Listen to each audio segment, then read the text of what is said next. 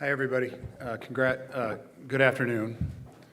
I was going to congratulate you on a great conference. It was my next line, but so you're having a great conference. We really appreciate the co-sponsorship. It's a real pleasure for me, and it's hard to schedule this person. As President Michael Crow is here from ASU. He began on July 1, 2002. That's 22 plus, or it'll be 22 years this summer. You know the length of American presidents and universities these days are nowhere near that. I've been here the whole time, before and after, and he's completely transformed the university. It resembles nothing like it did when he arrived. And he's become a thought leader in higher education and is in heavy demand on all kinds of topics. So it's a real pleasure to have him come and be here. He's had me in some administrative posts since July 1st, 2002, actually. So I began then at that. So Michael? Yeah. Thank you, Patrick. And so what I'm going to try to do is just give you a sense in this Arizona portion of the American Southwest, this 48th of the lower 48 states, this area of what I still refer to as occupied Mexico. Arizona, came into the Union as a part of New Mexico territory at the end of the Mexican War, and then separated out when New Mexico and Arizona became separate territories. And then just before that, there was a chunk of dirt south of the Gila River that became a part of the United States by purchase, so that a railroad would have a route. And so it's an odd amalgamation of places. And so we can kill that slide right now. I'm not ready to use that yet. So. I wonder what everybody was looking at. So what I wanted to report to you is a couple things. So you already know this, so you wouldn't be focused on the Southwest. The United States is a really complicated place. Joel Garreau in 1980 wrote the book, The 9 Nations of North America. And if you remember the book, which I thought was brilliant, I happened to be about to go to the Maxwell School for Citizenship and Public Affairs for my graduate training about the time that book came out. And what I liked about it, having been a Navy brat myself and born in California and moved all over the country and lived everywhere, we moved 21 times before I graduated from high school in 17 different schools, and every kind of instability, every trailer park you can possibly imagine, every public housing project you can imagine. Nobody in my family ever went to college before I was able to go, luckily. But anyway, he described things that I was recognizing as a child when we would go around to these different places. And so these were different places, like different countries. And so much of the American Southwest is in the country that Joel referred to as Mex America.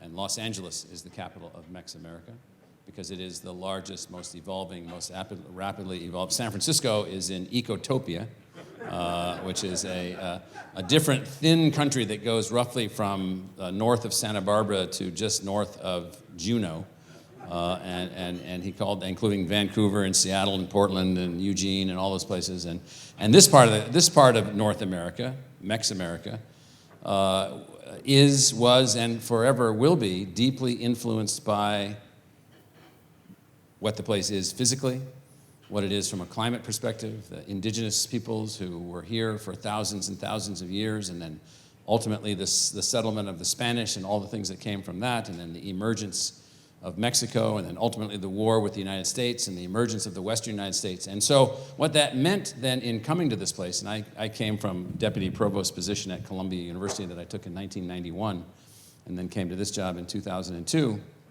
was if you're an idiot, you'd build a university here just like every other university in the rest of the country because you're an idiot. So why do we build universities around the United States that are all like each other? Why do we do that? Particularly the publics. They all have the same departments. They all have the same programs. They all have the same this, the same that. And then they all line themselves up and compete against each other to see who can be the best by how few students they admit.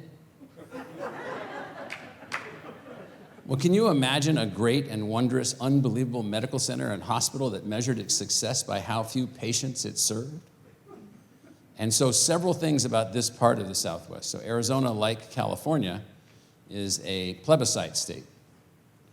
The Constitution here was thought up in 1910. The Constitutional Convention was in 10, and one of the things I took before I came, I read the verbatim of the entire Constitutional Convention. I didn't want any yahoo here in Arizona to tell me that they had some sense of why the state was designed. I'd rather listen to the words of the designers. And this was a place very much dedicated to the people. Don't think about what you think you know about Arizona by what you read in the New York Times or the San Francisco newspaper or the Los Angeles Times, because they basically are clueless. What I mean by clueless is they're not reporting on the complexity of what's really going on here.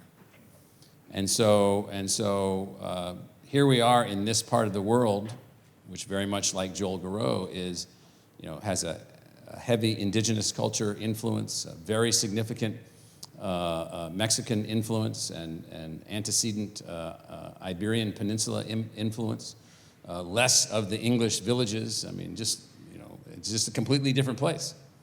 So we started in the assignment when I took this job 22 years ago of designing a different kind of university. And the principal premise of the university was that it would do three things as a part of what we ultimately contrived as our charter, now our legal charter, our stated charter, our concrete, steel, and granite charter on all of our campuses, and it has three component parts.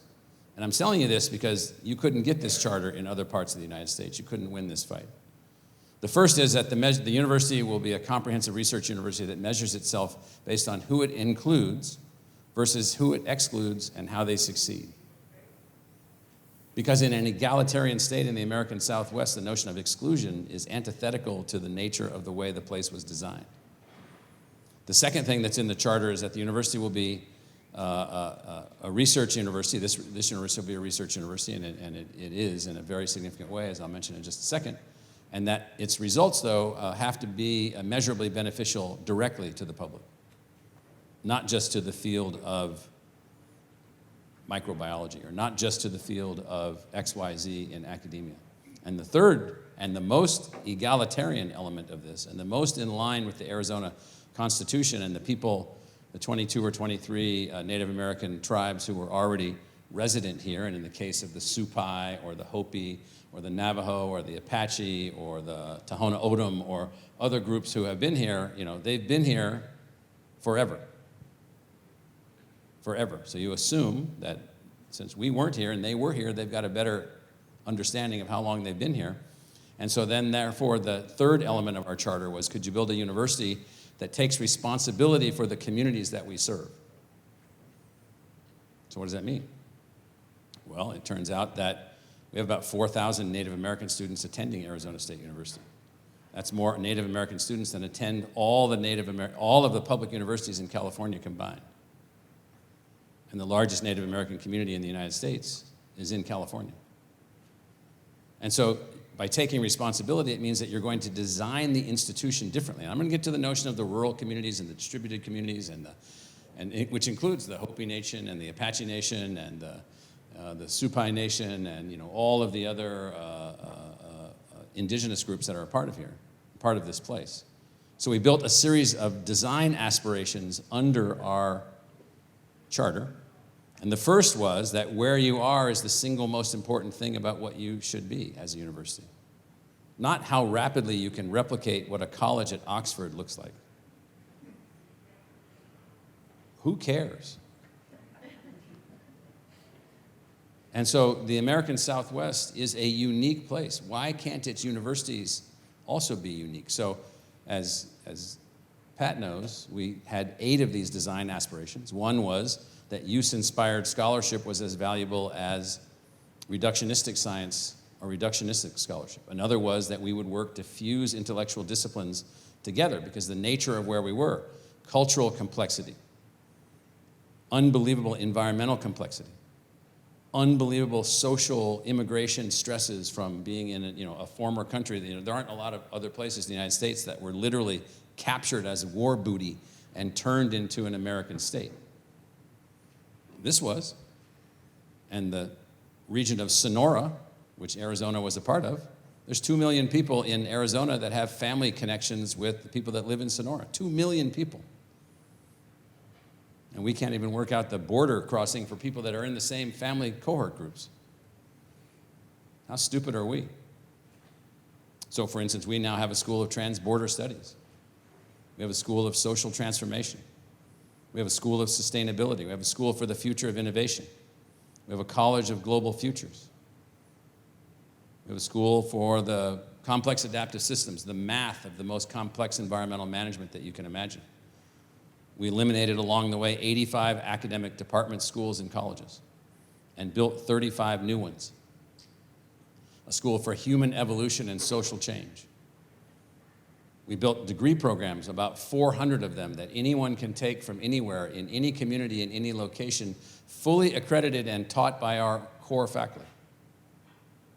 And we've had 85,000 graduates of those programs online, while the rest of academia mocks online for the most part, particularly for the granting of degrees.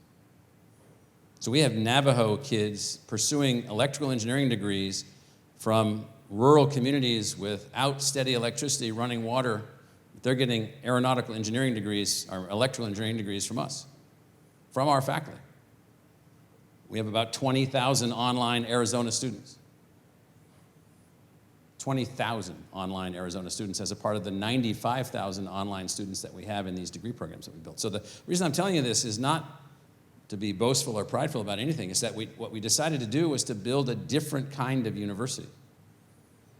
Adaptive, continuously innovative, working across every spectrum of the society. So this institution in the past, and you're sitting about 2 blocks from the original building of the Territorial Teachers Academy of the Territory of Arizona, when this was called the Tempe Normal School.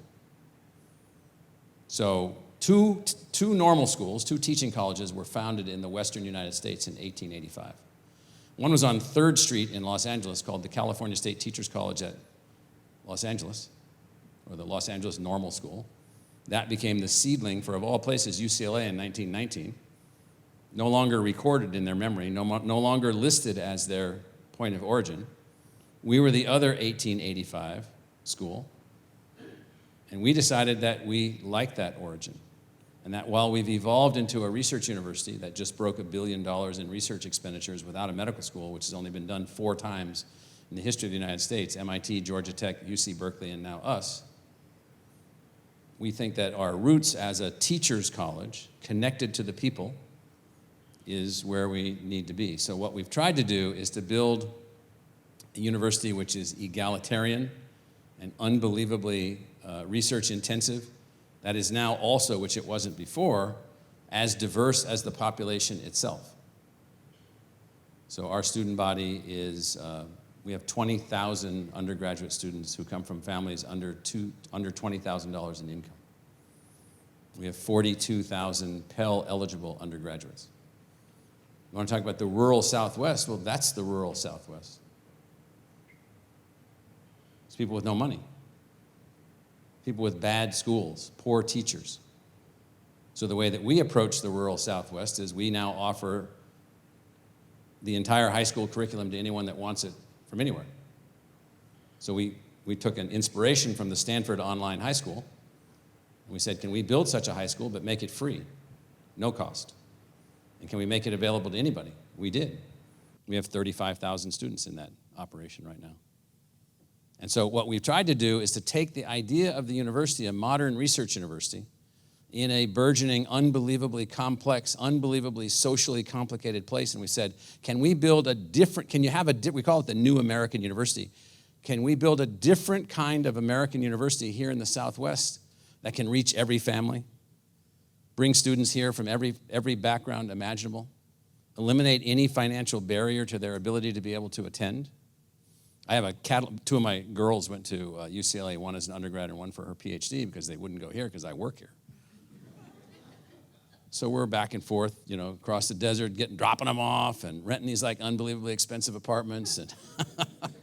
And I lived in public housing projects in San Diego and Imperial Beach and Chula Vista and San Ysidro and National City and all the beautiful places that they don't talk about in that part of Southern California.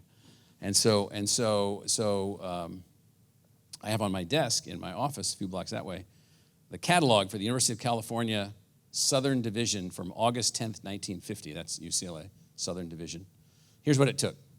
So remember, the inspiration for the Arizona Constitution is the California Constitution. Very egalitarian, plebiscite-driven people. The university is independent of the government, like ours are. The university is governed by a separate board. influenced by the government but not controlled by the government, not an agency of the government like they are in so many states. We're not an agency of the government. We're a public enterprise as opposed to a public agency. But in that catalog, think about the rural people of the Southwest. Think about the diverse populations that are here. Think about all the disenfranchised people that were disenfranchised through, unbelievably racist job hiring policies where people that were of Hispanic descent made half the wage of a person that wasn't of Hispanic descent until in Arizona, the 1950s.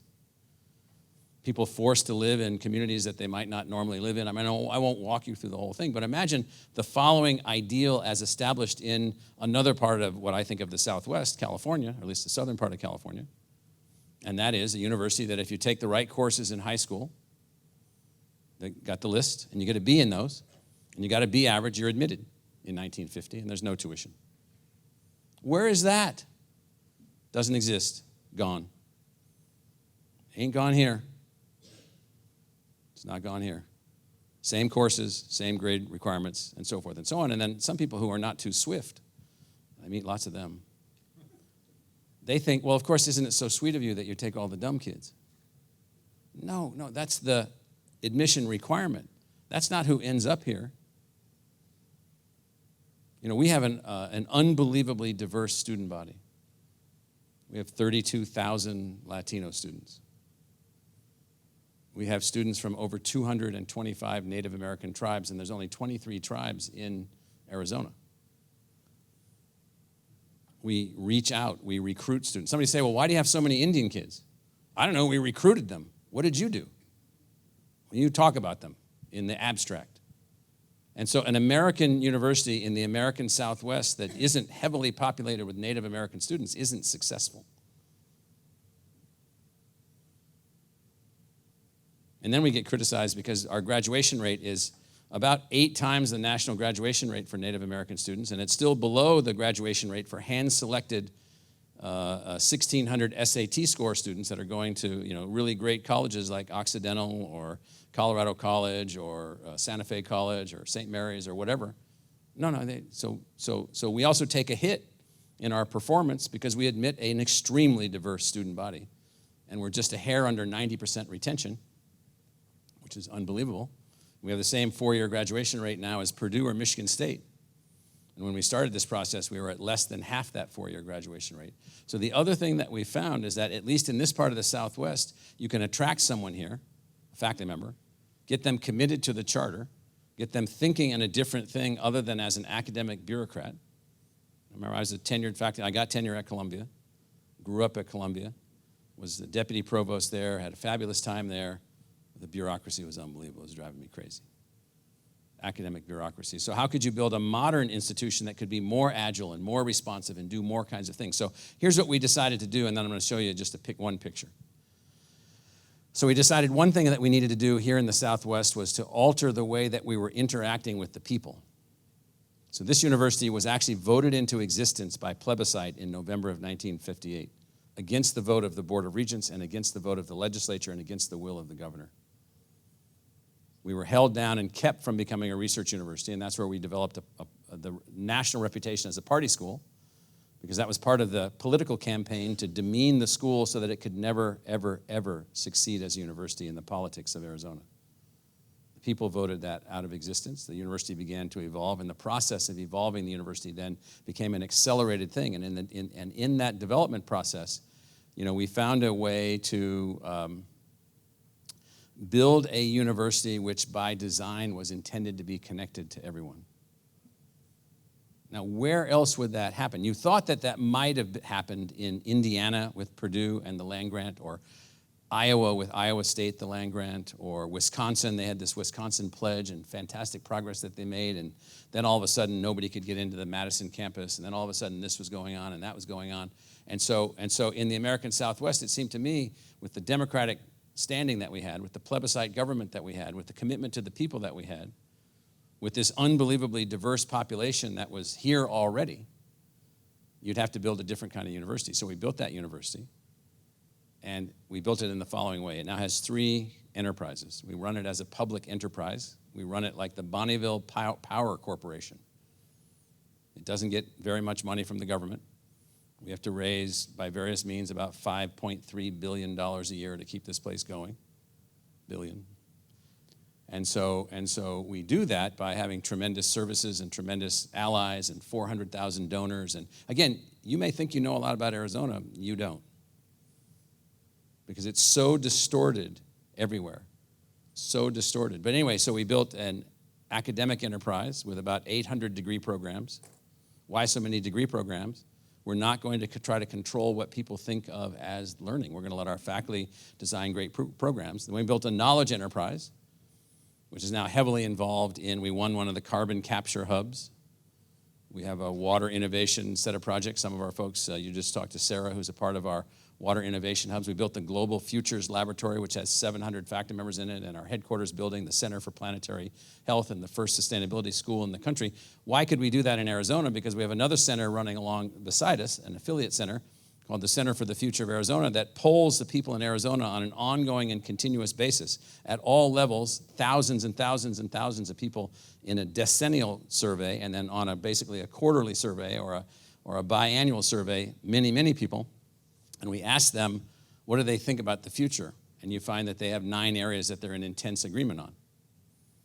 And I'm about to tell you what the Knowledge Enterprise and the ASU Learning Enterprise does related to those. So the highest of all things, 92% of the people want a sustainable future. Blue skies, clean water, clean air. Nature to be as it is, the Sonoran Desert to be maintained as a beautiful place. 92%.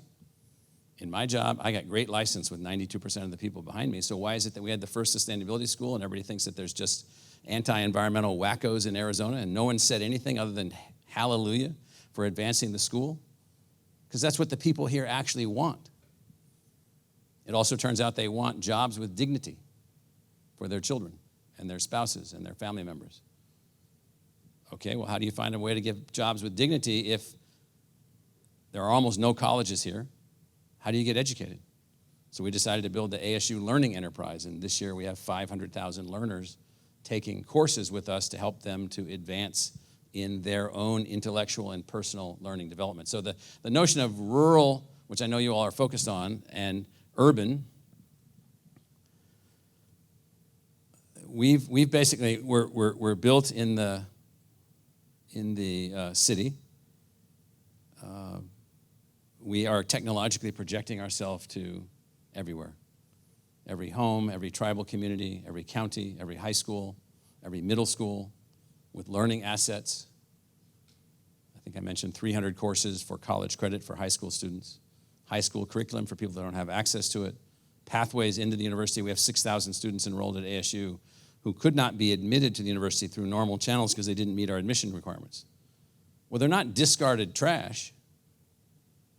They're a unit that needs a particular approach.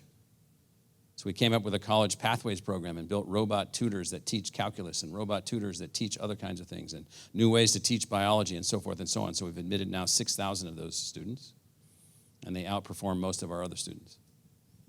And we learned that, by the way, with a young woman in Afghanistan who had taken some of our publicly available externally facing courses, who was not allowed by Taliban law to go to school. She took 4 of our courses and said, "Can I come to your university?" We felt really stupid when we saw that she was completely capable of coming to the university. She never even went to one day of high school. Neither did Abraham Lincoln. Neither did Frederick Douglass. And they could out-orator in both cases anyone I've ever met or heard. And so we let her in, and she did fabulously well. And we said, "How stupid are we?" So now we started saying, "You take these 4 courses, you get an A in these 4 courses, we'll admit you." So you probably knew you were coming down to listen to craziness here in Phoenix. And so I'm just reporting to you, but I want to put up this chart just for a second. You guys have seen this probably.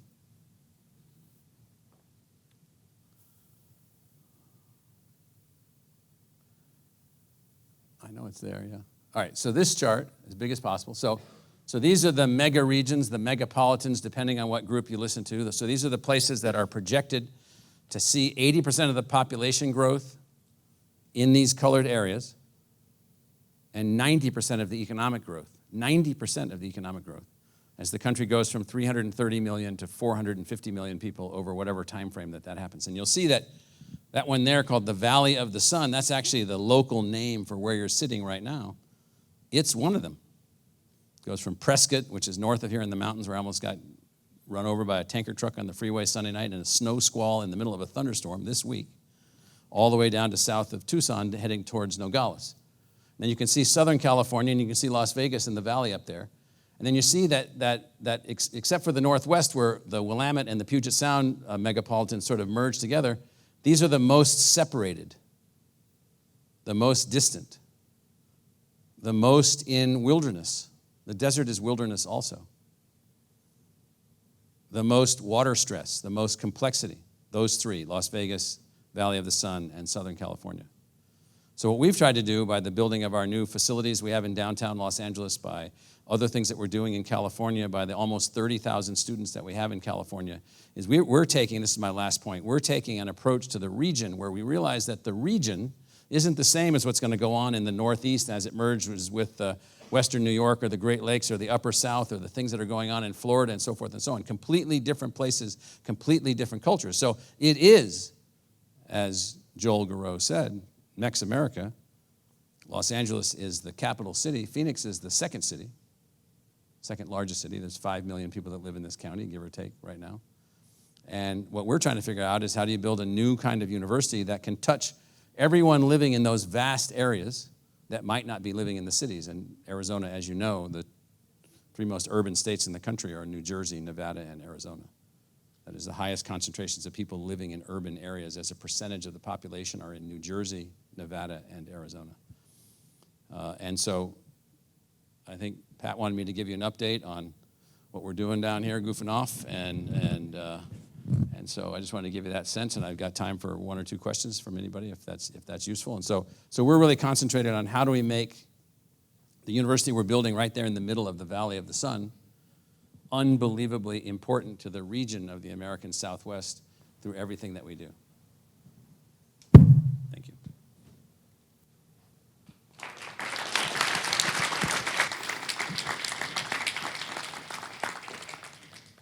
Yeah. What interfaces do you have with K through 12?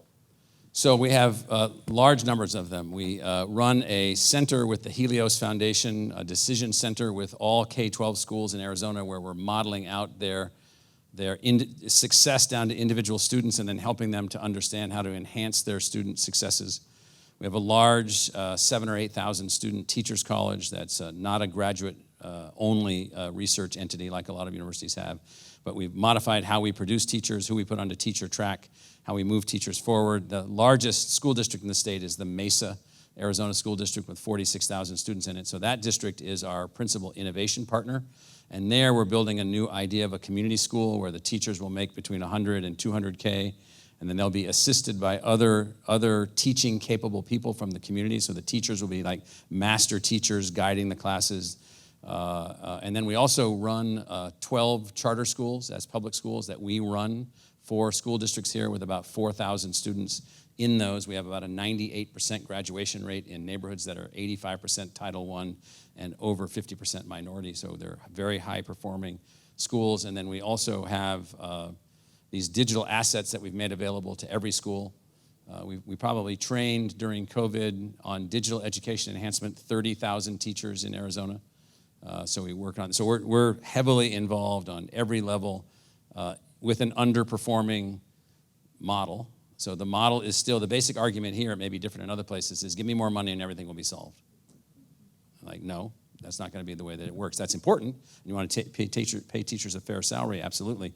So we're stimulating and advancing innovations. We also run a private school that we own that we funded through endowments for the profoundly gifted on one of our campuses, and then we have also charter schools on 2 of our campuses that we run as public schools. There's no cost, first come, first serve, and then we're building several more of those, and then we're running schools, charter schools with church communities and others who really weren't successful in running the schools. So then now we're running the schools, and so we're doing those kinds of things. Yeah. So we have a couple of goals we haven't been able to attain. So we have a student body which is representative of the socioeconomic diversity of the United States, which is very difficult to pull off because it's very expensive to pull it off because most people in the United States make under $50,000 a year, so we made that work. We don't yet have equal outcomes undifferentiated by family outcome, or family income, almost. We almost have undifferentiated outcomes based on incoming family income. We've spent probably $300 million on technologies to help the competition and the learning between the students to be enhanced so that they each have the same sort of chance at certain outcomes, but we're not quite there yet. That's a big challenge for us. We have challenges with the rigidity of the higher education model, the way the Department of Education runs higher education. A class should meet for 50 minutes an hour, or 50 minutes 3 times a week. That's a credit. Then there's 3 credits, and then there's this, and then there's that. And then we're like, no. Why don't we have all these different ways you can go through the university? Well, then no, then your students can't get Pell Grants. Then they can't do this, you can't do that. So we have a number of anti-innovation regulatory issues that we're trying to work our way through. We had to spend 2 years in Sacramento with the California legislature so we could operate. If we were a money-grubbing, for-profit, degree-granting university, we could operate in California tomorrow. If we were a private university, Northeastern or anybody else, we could operate in California tomorrow, but not if we're a public university. And so it was just weird. And so we took care of that. But so there's regulatory barriers to innovation. There's state-based barriers that are somewhat meaningless. I think our biggest stress is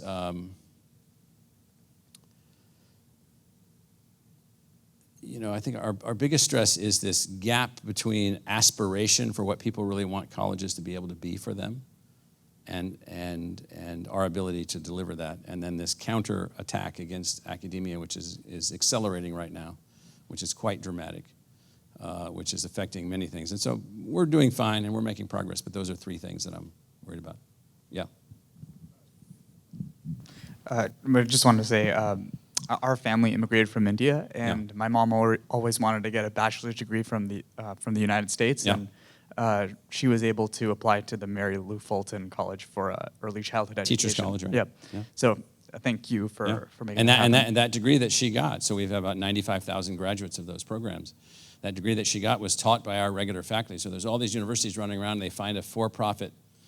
I don't leave much out of my feelings here. So they acquire these for-profit universities and then attach them online, attach them to their university like Purdue or Arizona or some of the others. We didn't do that. We took our faculty at that college and built those degree programs, and they're very, very effective. So. Yep. And, so that was just the first part. It was a thank you. But the second half is the actual question. So large language models are changing the way students are learning and interacting with information. And universities can really benefit from this because they sit on top of very large data sets. So publications, textbooks, texts, et cetera. How do you see ASU changing over the course of the next 5-10 years with these large language models? Yeah, so we have 1,000 faculty that have been trained in AI systems in the last 6 months. We have a major deal that we just did with OpenAI out of California. We are building intelligent tutor buttons everywhere that we possibly can with a kind of what I would call a focused AI component. So what we see is everybody's game being upped. And we don't make anybody do anything. We never made anybody do any online degrees. We never made anybody do any online courses. We never told anybody you had to do any of this. We just create a place where you can go, and then if you want to do it, you do it. So what we're doing is hiring the people that know how to do all this stuff and helping our faculty to do it. So we have a high level of accelerated motion.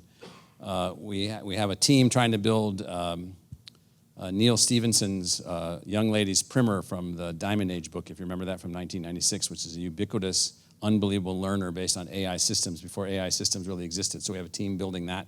We have a spin-out company focused on that. So what we're after is, within the right constraints, within the right rules and operating, how do you use these tools to accelerate all learning?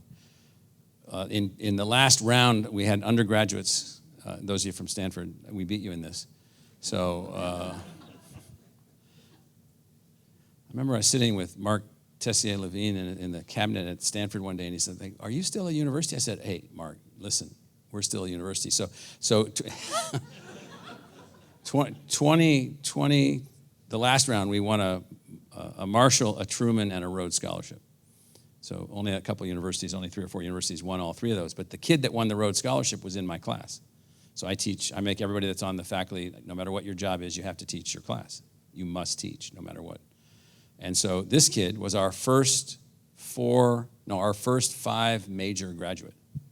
So in 4 years, he finished 4 undergraduate degrees and 1 master's degree, using every tool, every trick, every object that we have, going 12 months a year for 4 years, but using every online asset, every I-course asset, every accelerated, everything possible. First one, and he also won the Rhodes Scholarship. So what we're seeing now is that we just think learning is just going to explode in breadth, or it's going to explode in depth in certain subjects, and we don't care which way you go. So we have a program in our School of Music in lyrical opera. I don't know why, but we do. And so almost all of the lyrical opera students are double and triple majors. Almost all of our musical conducting students are majors in physics usually, or engineering of some type, or math. And so we're like, yeah. So what we're doing is we're building a system where we want every AI tool, every tool imaginable to help the learner to be empowered to learn at not the fastest rate, but at the rate most conducive to their success. So that's what we're building. Yep. Well, we acquired Thunderbird. No, what do you mean? They're at their highest level of performance in the last 25 years. They're in the new global headquarters in downtown Phoenix. We sold their campus. We raised $150 million. We have over 1,000 students in Thunderbird. We're searching for a new dean now after a 6-year run of our dean. So the Thunderbird School for Global Management is a part of ASU. It's separate from the W.P. Carey School of Business that we also operate. It's not a business school. The Thunderbird School is an international global management school, a leadership school, and it's now doing fantastically well. We also acquired the Bermuda Institute for Ocean Sciences. We also acquired the Fashion Institute for Design and Merchandising in Los Angeles, and a bunch of other things that are laying around in trouble financially. And so we're getting those things so that we can enhance what we're able to do. We didn't have an ocean-going research vessel. We didn't have some of the things that we needed to do, the art programs that we have in significant ways. So we've been out, and Thunderbird was one of those programs. Maybe time for one more question. I don't know. Hopefully you see the connection to the Southwest. I hope I wasn't obtuse about that. Are you partnered with the Mayo Clinic? Absolutely. So on the Mayo Phoenix, there's two sites here, Mayo Scottsdale and Mayo Phoenix. The hospital is on the Phoenix site, and the clinic is on the Scottsdale site. So we have about 96 joint faculty members with them. We have a health alliance that we have with them, and we built over $100 million building on their campus in North Phoenix. And so we have probably about $30 million of joint research projects with them. We run their nursing education program. We're building a medical engineering school, not with them, but we're their partner in their medical school. So our medical engineering school, which will open in about 3 years, every student will graduate with a degree in engineering. And if you don't come with a degree in engineering, we can get you to the level of an engineering master's by the programs that we've developed, and an MD degree. And so we're going to be building that also. And so we have this different notion, and the notion isn't that we will build a medical center and we will run it and it will be ours. We're going to work with all the medical centers and all the medical organizations, and we will be us together, using everything that we can do. So that's basically our approach to these things. So I've got to run back to my office and see somebody before they get mad at me, and I just want to say thank you for the time, and hopefully did it make any sense? No sense?